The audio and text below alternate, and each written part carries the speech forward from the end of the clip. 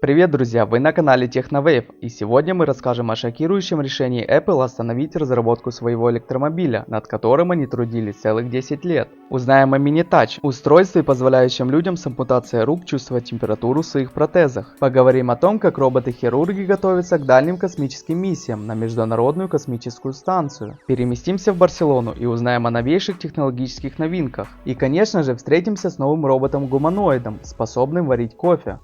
А начнем мы из космоса. Инженеры из университета Небраски отправили небольшого хирургического робота под названием Мира на Международную космическую станцию, где он выполнит симуляцию операций под дистанционным руководством эксперта на Земле. Исследование направлено на то, чтобы больше узнать о том, как хирургия может проводиться в длительных космических миссиях, которые отправляют людей на Луну и Марс. Мира разработан Virtual Incision Corporation. Он весит всего 1 кг и имеет 2 роботизированных рычага, камеру и дистанционную технологию. Однако одной из проблем эксперимента является возможность задержки в связи, так как сигнал должен передаваться на Международную космическую станцию с Земли. Это очень интересное открытие, которое может стать актуальным и на Земле, в местах, где доступ к хирургам ограничен.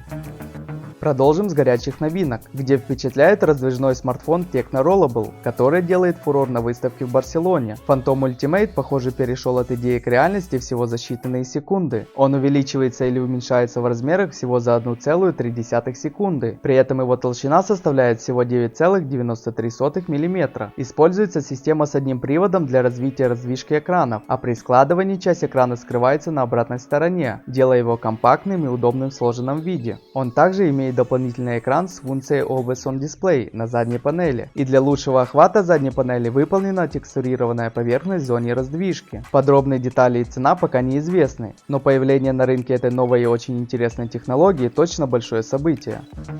Там же в Барселоне Motorola впечатлила своим концептом смартфона будущего, который носится на запястье и работает как обычный смартфон с сенсорным экраном. Устройство может быть надето на руку, наподобие часов или браслета, благодаря гибкому каркасу, который принимает выбранную пользователем форму. В развернутом состоянии диагональ дисплея составляет 6,9 дюйма с разрешением Full HD+, а в режиме браслета экран становится меньше, около 4,6 дюйма. При этом он все еще реагирует на касание, отображает уведомления и показывает контент. Но не смартфонами едиными. Гаджет Humane AA Pin, который стал известен осенью 2023 года, предлагает управление меню и страницами путем наклона ладони вверх и вниз, а для выбора действий служит сведение большого и указательного пальцев. Этот гаджет обеспечивает защиту информации, проецируя ее на ладонь, чтобы окружающие не могли видеть содержимое. Однако пока что он способен проецировать только зеленую картинку. Устройство на базе процессора Qualcomm Snapdragon с 4 ГБ ОЗУ и 32 ГБ ПЗУ, оснащено камерой на 13 мегапикселей. Цена же этого гаджета составляет $699 и включает в себя сам гаджет и 2 сменные батарейки для работы проектора. Для использования проектора необходима ежемесячная подписка за $24, включающая номер телефона от T-Mobile, облачное хранилище и доступ к дополнительным функциям.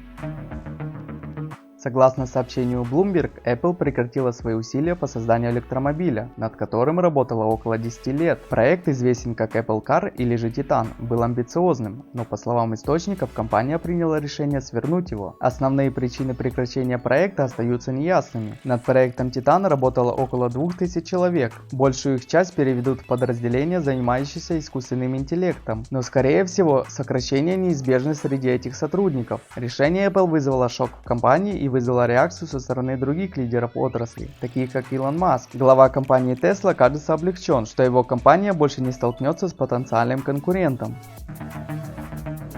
А теперь перейдем к роботам. Компания Figure из Сан-Франциско собрала 675 миллионов в раунде переговоров, и теперь стартап оценивается в $2,6 миллиарда. Основными инвесторами стали такие гиганты, как Microsoft, OpenAI, Nvidia, Amazon и ARK Invest. Это огромная сумма денег для такого молодого стартапа со штатом из всего 80 человек. Компания показала, как ее робот-гуманоид учится самостоятельно варить кофе. Он реагирует на устную команду, открывает верхний люк, засыпает кофе и закрывает люк. Затем нажимает кнопку и позволяет мужчине, заказавшему кофе, самому вытащить полную чашку из машины. Сообщается, что робот потратил 10 часов на изучение видео и теперь может делать это самостоятельно. Роботы также обучаются новым задачам через телеоперацию и симуляцию обучения. Гуманоиды способны анализировать свои успехи и неудачи, принимать автономные решения и корректировать их в реальном времени. Пока такие роботы выглядят медленными и слабыми, но их способности будут расти с каждой новой задачей, что приведет к созданию широкого спектра функций и возможностей.